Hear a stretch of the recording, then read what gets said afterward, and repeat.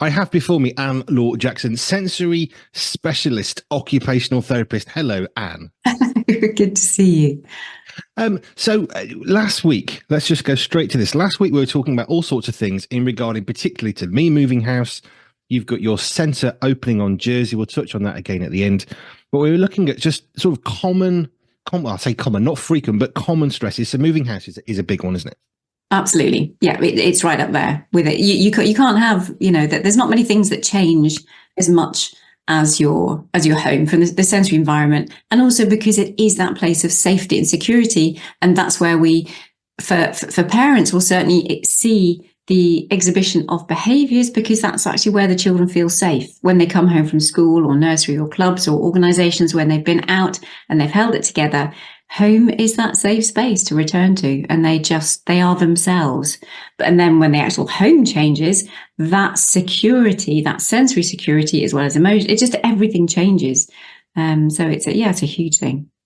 But I also thought about not just somebody who struggles with sensory health, overload or underload, whatever, but the people who are in the house who perhaps might normally be ordinarily very, very good in terms of their sensory health. They're sort of level-headed and, they haven't got extremes, but now they're tired. So the ability to process and help somebody who was already struggling is now struggling more, coupled against the fact that you're now struggling in ways that you wouldn't normally perhaps ever do. Some people might move home once every 30 years. And you've got this cacophony of strains and stresses in this boiling pressure pot. It's just madness, isn't it? It is madness. And it's not surprising that we really need to learn how to take care of ourselves, be gentle with others, just give ourselves an awful lot of grace, because it is tough. It's a really hard thing to do. Yeah. There were a few times when I did it, I had to say sorry to my wife and my kids, because it was so much going on that I was not my usual self. And I usually am, sensory health, I'm okay generally. But there were times because it was stressful and it was, there's lots of anxious stuff going on. And you're worried about this and you're trying not to damage the van and you've got to get back on time. And there's a million and one thing going on top of everything else. I did have to say sorry a few times, but people were showing grace, because it's like, don't worry about it. Let's just get on with this, because some ways I was kind of pushing people, but actually that's what also got us through at the same time. So it's one of those. It is. Yeah. It is. Yeah. You're put in a position where you have to do things differently and extra to what your comfort zone is and how everyone is comfortable with you being as dad and husband. And then the others have to completely change what they do and how they do it and have to relate to you differently. It changes so many things. It does. It's hard. But I was thinking about how do we minimize it? And one of the things that we've got, because we've moved more times than is probably healthy in a lifetime, but we always try and front load. We try and do as much as we can before the day to make it as easy as possible. Even as simple as we buy an industrial, it's like cling film, but it's a sort of industrial pallet wrap. We put that around things to hold things together. So it's easier to pick stuff up, because by the end of the day, now your fingers, you're dropping everything because they're smooth from being used so much and you can't moisturize enough. So, there are things that we try and do just to make it easier. It's like tactile touch. We were dropping things everywhere. We're not clumsy. Now our fingers are just smooth. But I was just thinking what you said there about the preparation, the front loading, because I'm working on the 6 weeks to a sensory healthy church. It's a program that's coming out at the end of June. And it's so much about the front loading, the preparation of people before they even come to your church, whether it's a new church and they're on holiday or whether it's an existing church. How many things can we let people know about what's going to happen before they even come through across the threshold to reduce those stress levels? It's the same way, okay, we've got to do this when we're moving, we've got to organize this and this and this. You get all of that stuff organized beforehand. So although it's incredibly hard to actually do the stuff, there's definitely arousal levels are lower than if you had no idea what was going to happen. You hadn't organized your cardboard boxes. You hadn't organized time off work. It's all of that preparation beforehand. And we need to do that if we are neurotypical, if we need to do that under best practice for just being human. But boy, we need just to up it a bit for almost everything that happens for those with sensory differences. I have a thought on that one, but what's neurotypical? What does that mean? Well, it's because we've termed the phrase, it's become more common to use the term neurodiverse. So because you've got neurodiversity, it has to be diverse from something. So you have to have typical people, because nobody wants to use the word normal because people aren't abnormal, and so it's all the whole language thing means that those of us who, especially from certainly from my side of it, the processing things, there is a typical. In my courses and my systems and stuff, I explain that we're a big ball. And all the different ways that we process information, we're kind of like spherical with all the different senses that come in and the different ways that we process it. And some people can like live on the extremes. Their balls are huge, so they're really overreactive to certain things and very explosive, very controlling. And others are that laid back that you can't get them up and doing anything, and they're falling all over the place. So there are people who kind of like live on the extremes, and that's more the neurodivergent type of divergency, whereas the rest of us who are a little bit more smaller in our expressions and more quick in our processing and more able to regulate better, who are typically more coordinated, we just live in a much smaller ball. So that's how we define. Well, everybody will have their own definition, but that's a general definition of neurotypical, much easier, smaller ball of living, and the neurodiverse person has more extremities, depending on which facet of character and life that you're dealing with. But it's living life more on the extremes is how I would interpret it. I want to come back to the church thing, but that made me think of tire pressure. If you've got your tire on your car and you overinflate it, it becomes very hard, and it's not a very pleasant ride because now you're reacting to every single bump on the road. If it's too low, now the car's sort of washy and it's not really reacting as it should. So a bit like a tire pressure, there's actually a good range of tire pressure. There's a bad overpressure and a bad underpressure. Is that similar-ish? Yeah, that's interesting. Yeah, because again, as you were talking, it just made me think of that actually a golf ball might not be quite as, which is like your tire pressure. You know, a golf ball for someone who has no expression or very, very little expression, their life is that small, and it's just that small in everything that they do, in everything that they think, in every way that they are. It's just tiny. It is them, and that is utterly, to be valued and honored. But actually, if there was a little bit more give, then it's like that tire pressure, a little bit more give. If the ball was a little bit bigger, then life would be easier. There's a bit more give in the ball. Yeah. Beach, the massive beach balls are just a wee bit too big. Golf balls are just a bit too middle. It's the Goldilocks principle. It's the Goldilocks principle. We just want things to be just right. And definitely easier to live when we're in the middle ground, when the tire pressure is just right. Right. So I wanted to come back on the church thing because we used to run an all-age service. It was in a very, very big, I'll say it this way, it was quite a foreboding building. It was like a cathedral, not that big, but it was scaled to look like it. It was quite scary to walk up to it. There were two doors, one of which was never used that people thought they should. There was another one that was used that people thought they probably shouldn't. And they were closed, and they had to be closed because of the heating system, especially in the winter. So you've got this closed off building as people are arriving. And one of the things we did was we had a massive A-frame, like a big board outside. And we had a big thing saying, come in here. And we had the same graphics on that we did on the website, that we had on flyers that went out to schools. So when they came, there were visual clues of, yes, we've seen this. This is the right thing. The flyer looks like the A-board, and a big arrow saying in here.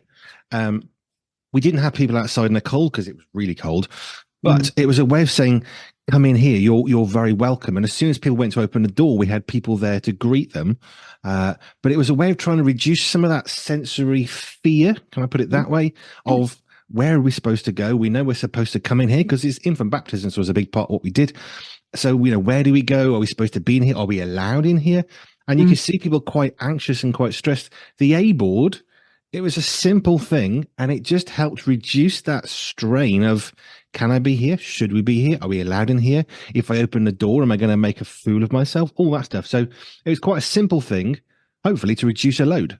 Yeah, and that's the visual. That was a clear visual thing. You didn't even have anything else. There was no swinging. They didn't have to hop up to the gate, and like, all the other things that I would like. How to get children out of their car and into church. That is something in and of itself, and all the little things that we do to use the proprioceptive vestibular system to get them actually into the church. But that was a really simple and beautiful visual strategy for that recognition. Yes, I know that. Yes, I can relax.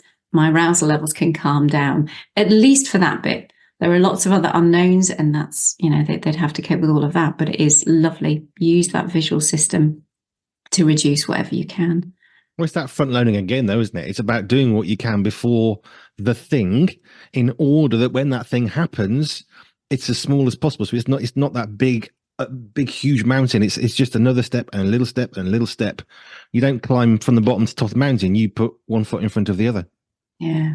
Yeah. You just make me think of all the things I actually need to do to front load. Is that good or bad? Yeah, you know the thing that you ought to do, and then it's just the practicality of thinking, oh, crumbs, actually, I haven't done that there, and I need to do this. And I'm just thinking, we've just established or just set up the new webpage for the churches, and thinking, oh, I actually need to get a video in there to explain to people exactly what we'll do when they come in to learn about how to be a sensory healthy church. So, yeah. But it is that, isn't it? If we take some of the burdens off people, now they're going to react better because they haven't got to react in such an extreme way, which means that they can be happier in whatever it is, whether it's, a sensory healthy church, whether it's coming to a church service, whether it's walking into a restaurant for the first time. And, I don't go into restaurants very often, but I get quite stressed thinking, well, do we wait at the table or do we go up to the counter? Because it's not always that clear. And it can start to mar that experience of what should be a good, different sensory experience. It can become quite a nerve-wracking one.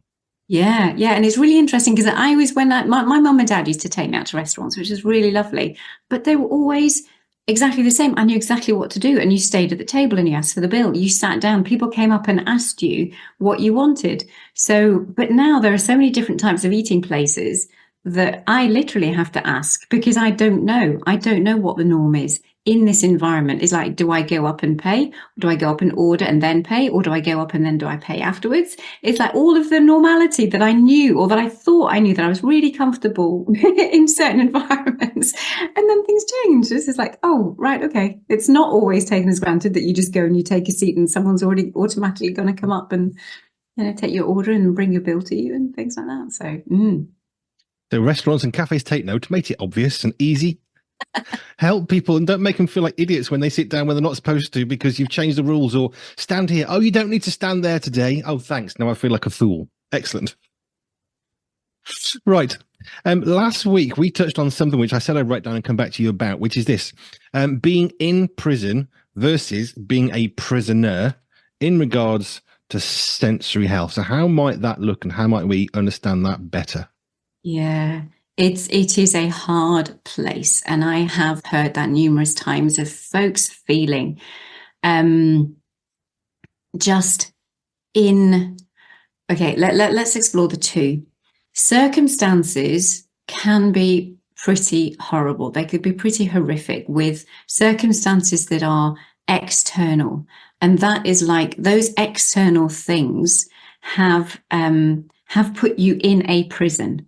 You literally you can't break out those walls. You've got behaviors that are happening, and that it's just because of their diagnosis, because of their experiences. They are reacting. They're not happy. They are the individuals around you. And obviously I'm talking about people, being the circumstances, because that is my world within sensory processing. So it's the other people that can make you feel like a prisoner. Because that's what I hear from parents.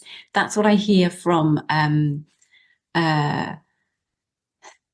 from those that I'm working with. And it's the sense of actually that is being in the prison, rather, because you are in that location. You can also be a prisoner in that because your mindset is just so devastated by the experiences that you can't rise above it.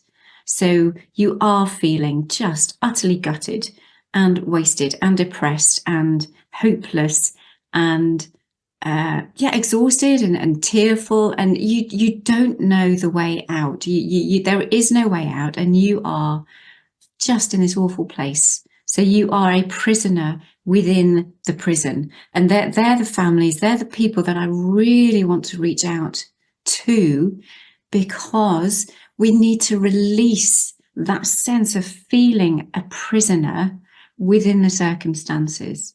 And it takes time and wisdom to know what is it, how can we free people up within the circumstances that actually they probably can't change too much. We can do what we can educate, and we will put as many supports. We can change things phenomenally, but there are times also that we can't. People are just people. It doesn't mean to say that we don't stop trying, but so it's just within the circumstances that people find themselves, that there can be a joy, there can be a freedom, there can be a release of feeling the burden and feeling that intensity of just being a prisoner. Have you ever read the book Killing Time by a chap called Noel Fellowes? No. So this is a guy who was arrested and charged, convicted for a murder. He always stated his innocence. At the end of the book, you discover, yes, he actually was innocent. So he went to prison and went through the entire system as an innocent guy. But one of the things that changed for him is prison. His book is called Killing Time because he was killing time in prison. Mm-hmm. Is he was really angry and very bitter. You would be if you didn't do something and you're convicted of a murder. Your life, you aren't going to be in a good place. And he really wasn't. But in prison, one of the things that changed over time was he started to simply embrace where he was at, rather than saying, I shouldn't be here, I'm innocent, which, yes, he should have been saying, was fighting that. But he also thought, but I'm in prison. I can't do anything about the four walls, but I can do something about my heart and attitude within the prison system. Mm. And he started to get integrated in some of the things that he could do. He didn't want to do those things, I guess, because, well, now I look guilty. If I don't engage in anything, I look innocent. But actually, in engaging in stuff, it actually improved his life. In spite of the terrible stuff of him actually being in prison. He later went on to find faith, and his life got quite radically turned for good. But I just thought about that prison versus being a prisoner, because he was in prison for the wrong reasons, nothing to do with him. He didn't do anything. He was completely innocent. He was just grabbed, as you'll do, to prosecute. But when he was in prison, he actually thought eventually, okay, I'm here. So I need to make the most of where I am now. I can't do anything about the four walls. I'll fight that as I can. Mm. But actually, what can I do in prison for myself? That is it exactly. That is perfect. And that's a hard journey. Again, nobody else can really make that shift for you. It has to be something that you come to that realization of the self, because you are the one that will free yourself. We just do what we can from my service to help folk realize that and work out where are the areas that they feel a prisoner in. Where do they need the release? Where do they need the freedom? And I think, like Noel Fellowes realized, he can't get out of prison. He can jump up and down and shout, I'm innocent. Mm-hmm. But until he could prove that, he was stuck there. And whilst he was stuck there over time, lots of bitterness, lots of anger, but eventually accepting, well, I am here. What can I do while I'm here? And the whole book is his story of that sort of point onwards, especially. But I just thought about that, how we can feel trapped, like you said, about the circumstances. We can't affect the fact that, we were born with a hand that doesn't work properly, or that we were born with an inability to process emotions well. That those things are not within our control. But there are things that are within our control, and I guess that's what you're saying, isn't it? That's where you can step in and help someone have that moment of peace and calm. I think last time I used the example of bubbles in the water. If you fall in the water, the bubbles can be everywhere.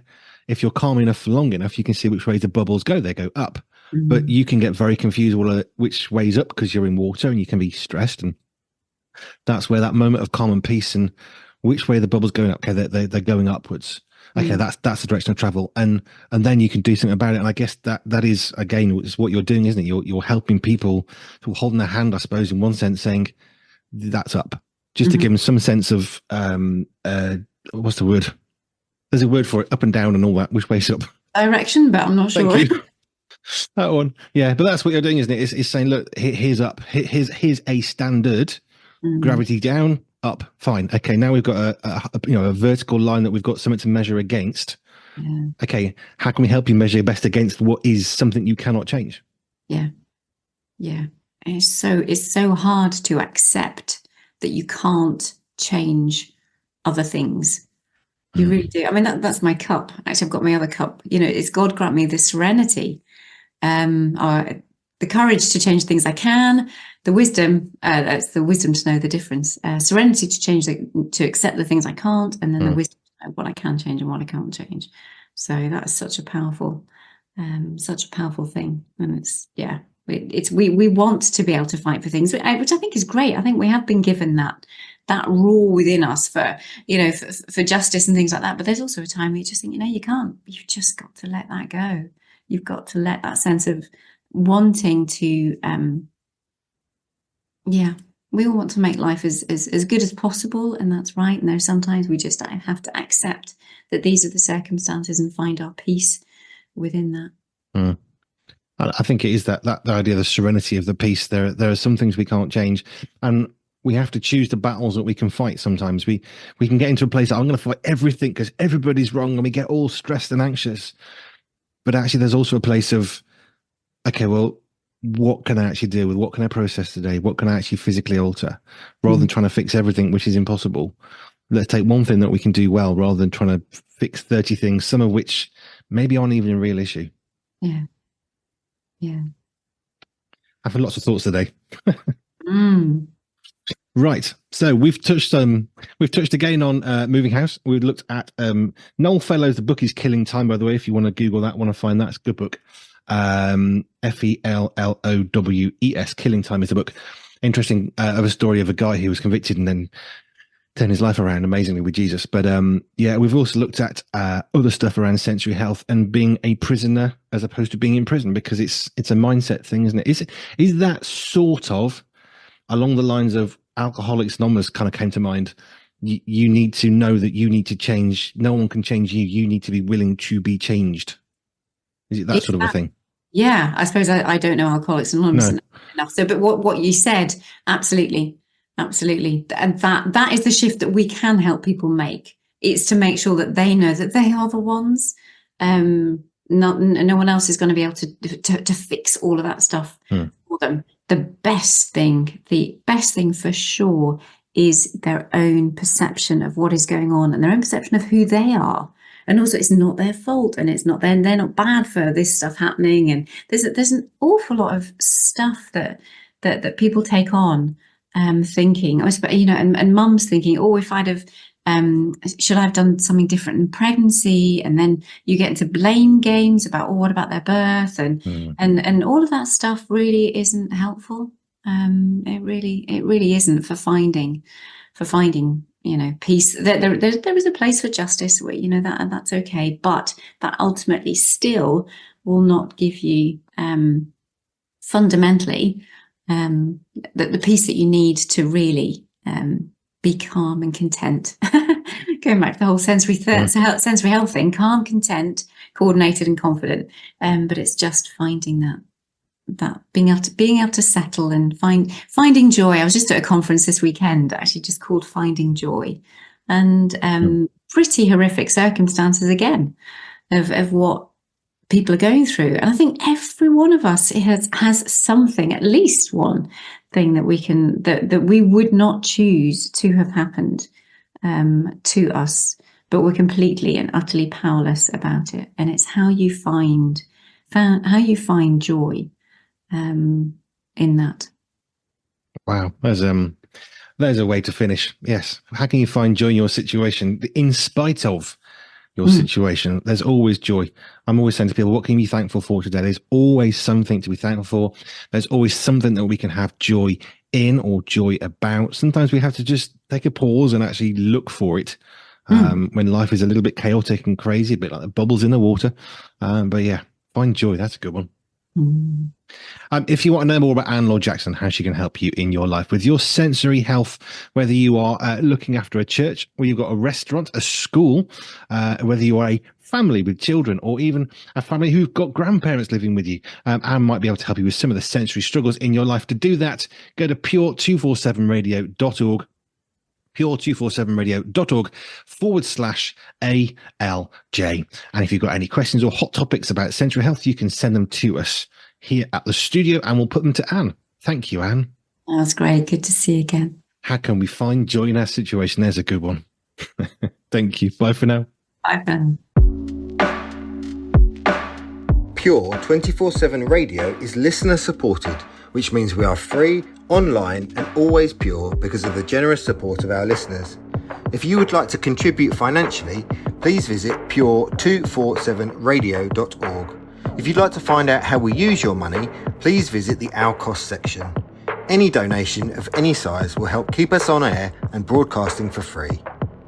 Thank you.